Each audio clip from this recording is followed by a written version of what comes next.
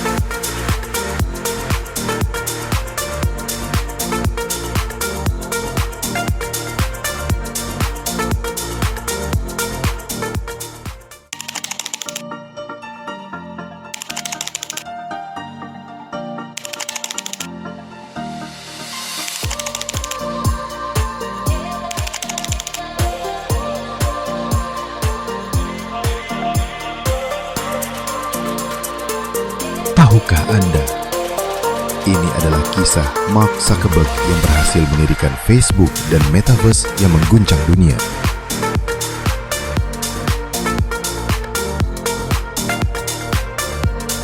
Mark Elliot Zuckerberg, generasi modern pendiri Meta. Pada tanggal 14 Mei 1984 di White Plains, New York, lahirlah seorang anak laki-laki bernama Mark Elliot Zuckerberg. Ia tumbuh besar di kota kecil bernama Dobbs Ferry dari keluarga kelas menengah yang cerdas. Ayahnya, Edward, adalah seorang dokter gigi dan ibunya, Karen, seorang psikiater. Sejak kecil, Mark tidak seperti anak-anak lainnya. Ketika teman-temannya bermain bola di luar, Mark asik membaca buku tebal dan bereksperimen dengan komputer ayahnya. Di usia 12 tahun, Mark membuat program perpesanan sederhana yang ia beri nama ZackNet. Program itu menghubungkan komputer di rumahnya dengan klinik gigi sang ayah. Sederhana, tapi menunjukkan potensi luar biasa. Orang tuanya menyadari bakatnya dan mendatangkan tutor komputer pribadi. Namun bahkan tutornya menyerah dan berkata, "Aku sudah tidak bisa mengajari dia lagi."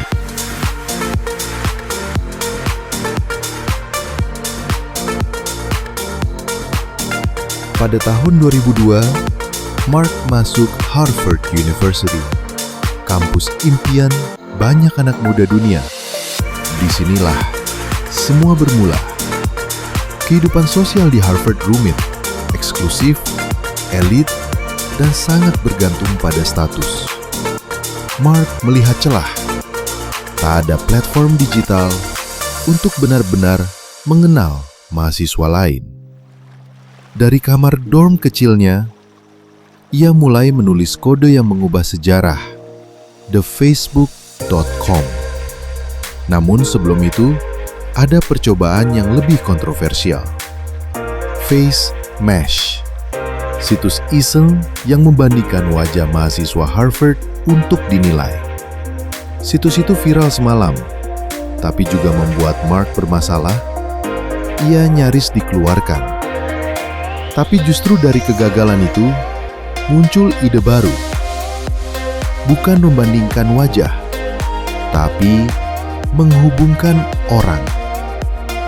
Maka pada Februari 2004, bersama teman-temannya Eduardo Severin, Dustin Moskovitz, dan Chris Hughes, Facebook diluncurkan khusus untuk Harvard.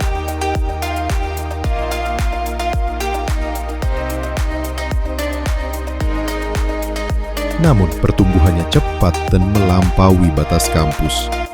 Dalam hitungan minggu, mahasiswa di Yale, Columbia, hingga Stanford ikut bergabung. Facebook tidak bisa dibendung.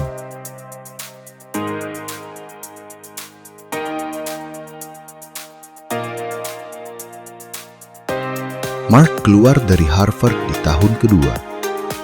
Ia pindah ke Silicon Valley dan mulai serius membangun perusahaan. Bersama investor awal seperti Peter Thiel dan mentor seperti Sean Parker, pendiri Napster, Facebook berkembang pesat. Namun, sukses datang dengan harga. Perselisihan muncul, terutama dengan Eduardo yang merasa dikhianati ketika sahamnya terdilusi. Mark pun harus menghadapi gugatan dari si kembar Winklevoss yang menuduhnya mencuri ide mereka. Meski badai datang bertubi-tubi, Mark tetap fokus. Ia bukan sekadar programmer jenius, tapi juga pemimpin yang tak kenal lelah.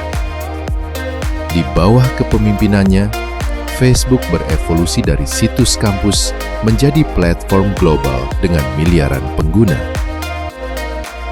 Pada tahun 2012, Facebook resmi go public di bursa saham. Mark, dengan hoodie abu-abunya, berdiri di Wall Street, sebuah simbol dari generasi baru Silicon Valley.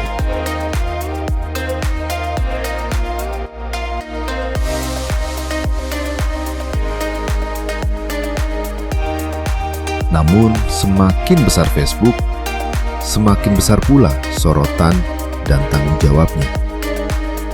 Skandal data, penyebaran hoax, hingga keterlibatan dalam politik membuat reputasi Facebook goyah.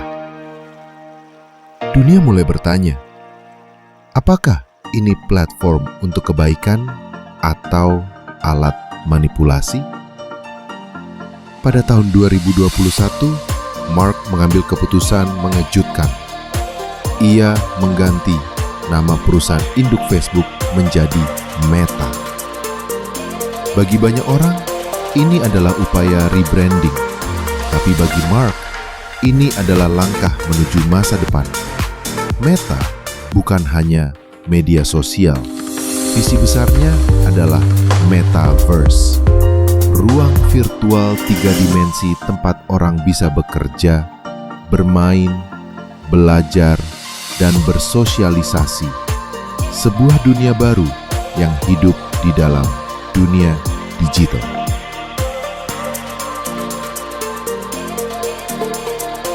Hari ini, Mark Zuckerberg adalah salah satu orang paling berpengaruh di dunia. Ia bukan hanya menciptakan perusahaan bernilai triliunan dolar, tapi juga membentuk cara miliaran orang berinteraksi. Namun di balik layar, Mark tetap seorang yang tertutup. Ia belajar bahasa Mandarin, berlari maraton, dan menjadi ayah dari anak-anak yang ia besarkan bersama istrinya, Priscilla Chan. Ia dan istrinya juga mendirikan Chan Zuckerberg Initiative, organisasi filantropi untuk pendidikan dan kesehatan. Mark adalah potret dari generasi baru pengubah dunia, cerdas, cepat, penuh kontroversi, tapi tak henti bermimpi.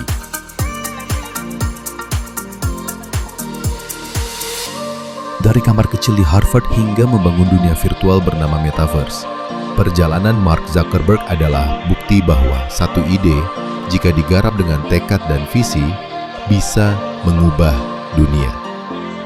Namun pertanyaannya tetap sama. Apakah koneksi digital mampu menciptakan dunia yang lebih manusiawi?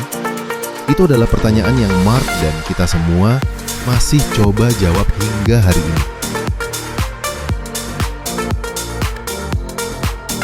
Coba bayangkan, hanya dengan sebuah ide yang dilandasi dengan niat yang tulus, mampu mengubah dunia yang terkoneksi di seluruh dunia.